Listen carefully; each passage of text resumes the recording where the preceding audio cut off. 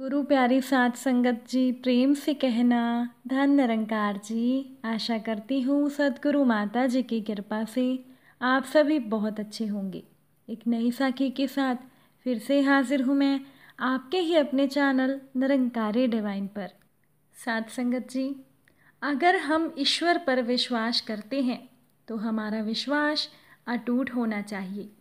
अगर आप ईश्वर की कृपा पर विश्वास करेंगे तो आप जहाँ भी देखेंगे आपको ईश्वर की कृपा ही दिखाई देगी, क्योंकि प्रभु के पास कृपा के सिवा और कोई पूंजी है ही नहीं, केवल कृपा ही कृपा है।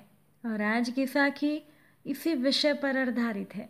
चलिए आज की साखी सुनते हैं। साध संगत जी, हर साल एक लड़के के माता पिता उसे गर्मी की छुट्टी के लिए दादा दादी के घर ले जाते थे और 2 हफ्ते के बाद उसी ट्रेन से अपने घर लौट आते थे। फिर एक दिन वो लड़का अपने माता पिता से कहता है कि अब मैं बड़ा हो गया हूँ, क्यों ना मैं इस साल अकेले ही दादा दादी के घर पर चला जाऊँ। अब चर्चा के बाद उस लड़के के माता पिता भी सहमत हो गए। अब सब लोग प्लेटफॉर्म पर खड़े हैं और एक दूसरे का अभिवादन कर रहे हैं।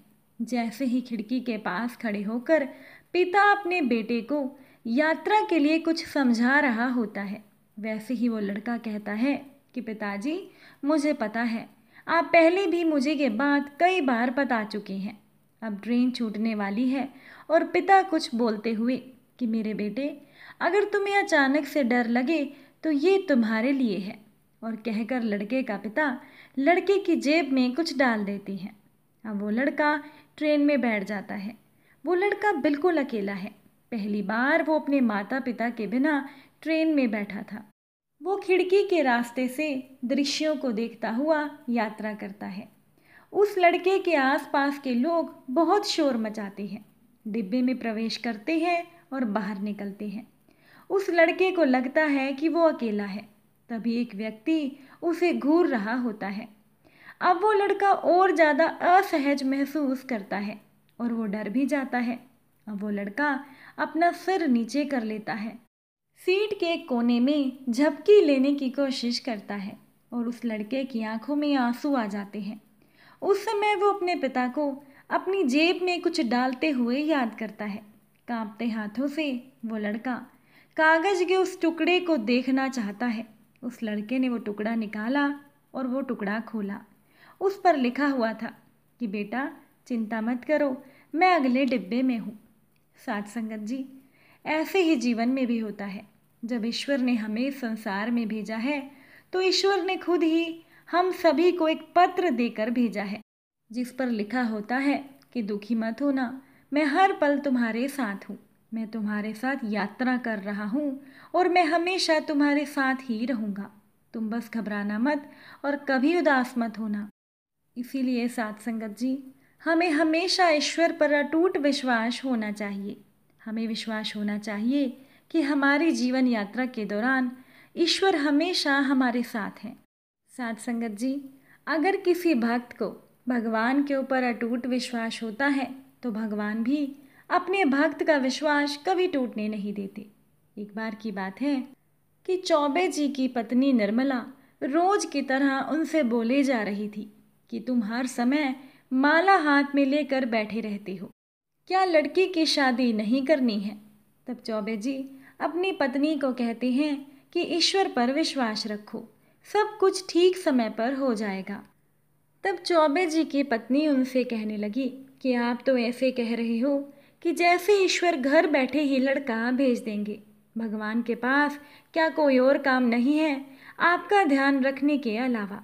अब चौबे जी किसी भी बात पर गुस्सा नहीं करते थे और चौबे जी ने अपनी बीमारी के चलते नौकरी छोड़ दी थी। अब तो चौबे जी पूरा दिन बस बाल गोपाल की सेवा करते थे और उन्हीं के बारे में सोचते थे। चौबे जी की पत्नी निर्मला ने कहा कि जयपुर वाली मौसी बता रही थी कि उनकी रिश्तेदारी में एक लड़का है, पर देखने तो तब जाएंगे जब जेब में 1000 या 2000 रुपये तो होंगे। जो 10-20 रुपये बचते हैं उन्हें भी आप अपने दोस्तों को उधार दे देते हो और आपके किसी भी दोस्त ने आज तक कोई भी रुपए पैसे नहीं लौटाए हैं। तब चौबे जी अपनी पत्नी से कहने लगे कि भगवान ने हमें आज तक किसी भी चीज़ की कमी नहीं होने दी है और आगे भी ईश्वर की कृपा से हमारे पास किसी भी चीज़ की कोई कमी नहीं होगी। निर्मला जी अपने पति से कहने लगी कि बस रहने दो, ये थैला पकड़ो और बाजार से रसोई के लिए सामान ले आओ और जिस लड़के के बारे में मैंने बात की है उसके बारे में सोचना। परसों तुम्हें उस लड़के को देखने जाना है और अब थोड़े पैसों की ज़रूरत है, तो जो पैसे आपने अपने मित्रों को उधार दे रखे हैं ज़रा उनसे वो पैसे मांग लो। अब थैला लेकर चौबे जी निकल तो गए, लेकिन उनके मन में यही विचार था कि पैसों का इंतज़ाम कैसे होगा। सब्जी लेने से पहले उन्होंने सोचा कि जरा अपने एक मित्र से पैसों की बात कर ली जाए। चौबे जी ने सोचा कि जिस दुकान में उनका मित्र काम करता है वो दुकान भी पास में ही है। अब चौबे जी के मित्र मोहन लाल ने जब अपने दोस्त को देखा तो उन्हें गले से लगा लिया और कहने लगे कि यहाँ कैसे आना हुआ। तब चौबे जी ने कहा कि भाई कुछ समस्या आ गई है, मुझे पैसों की सख्त ज़रूरत है। तब चौबे जी का मित्र उनसे कहने लगा कि अगर मेरे पास पैसे आ गए तो मैं आपको पैसे दे दूंगा। और फिर चौबे जी से उनका मित्र उनकी बेटी के बारे में पूछने लगा। तब चौबे जी ने अपने मित्र को बताया कि मेरी बेटी की नौकरी लग गई है, वो सुबह 5 बजे जाती है और पूरा 5,000 रुपया कमाती है। चौबे जी ने बड़े गर्व से कहा। अब जैसे ही चौबे जी अपने मित्र को मिलकर बाहर निकलने लगे तब उनकी निगाह एक जगह पर टिक गई और उनकी निगाह टिकी थी बाल गोपाल की मूर्ति पर। साथ संगत जी, चौबे जी उन बाल गोपाल की मूर्ति को ऐसे देख रहे थे कि जैसे वो मूर्ति अभी बातें करने लगेगी कि तभी चौबे लाल जी के मित्र मोहन लाल ने उनका ध्यान भंग करते हुए कहा कि ये मूर्ति मेरे बड़े साहब ने ऑर्डर पर बनवाई है और ये बाहर से बनकर आई है। ऐसी उन्होंने 2 मूर्तियां बनवाई हैं। अब रास्ते भर मूर्ति की छवि चौबे जी की नज़रों से ओझल नहीं हो रही थी और वो सोचने लगे कि काश वो मूर्ति मेरे पास भी होती। चौबे जी उस मूर्ति को भूल नहीं पा रहे थे। चौबे जी ने सोचा कि अगर मेरे पास वो मूर्ति होती तो मैं बाल गोपाल की कितनी सेवा करता। कि इतने में चौबे जी अपने घर पर पहुंच गए। घर पहुंचते ही चौबे जी ने देखा कि उनके घर के बाहर एक गाड़ी खड़ी है और बहुत सारी भीड़ लगी हुई है। चौबे जी ने सोचा कि मेरे घर के बाहर इतनी भीड़ क्यों लगी है और ये गाड़ी किसकी है। अपने घर के दरवाजे में चौबे जी जाने ही वाले थे कि वो थैला उनके हाथ से छीनकर चौबे जी की पत्नी निर्मला ने मुस्कुराकर उनका स्वागत किया। चौबे जी ने अपनी पत्नी से पूछा कि कौन आया है। उनकी पत्नी ने बताया कि अंदर एक आदमी बैठा है। चौबे जी को देखते ही वो व्यक्ति हाथ जोड़कर खड़ा हो गया।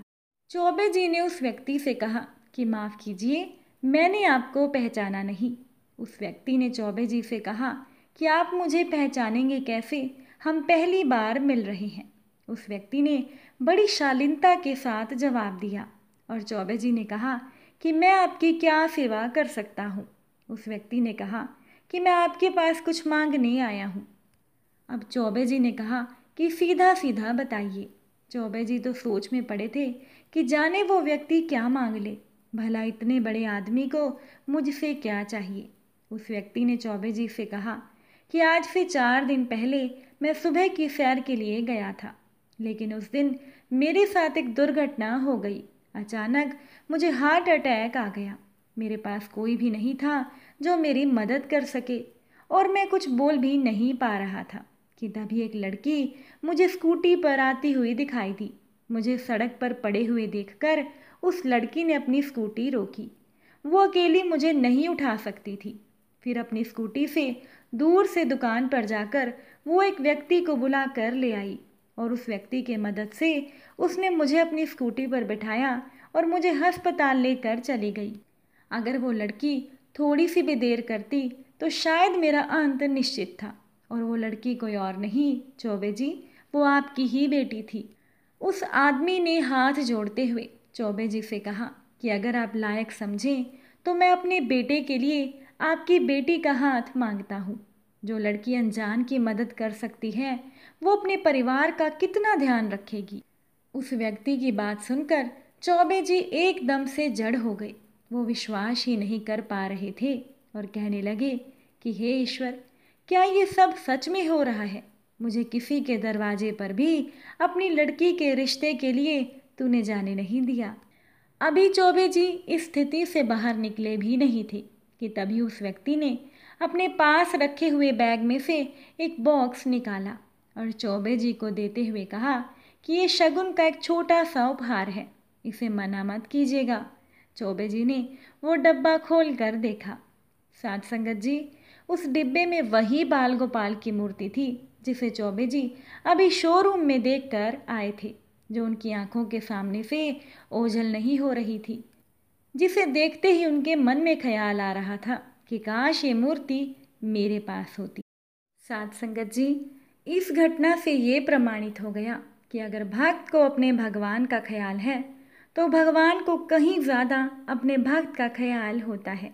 बस भक्त का विश्वास अपने ईश्वर पर अटूट होना चाहिए।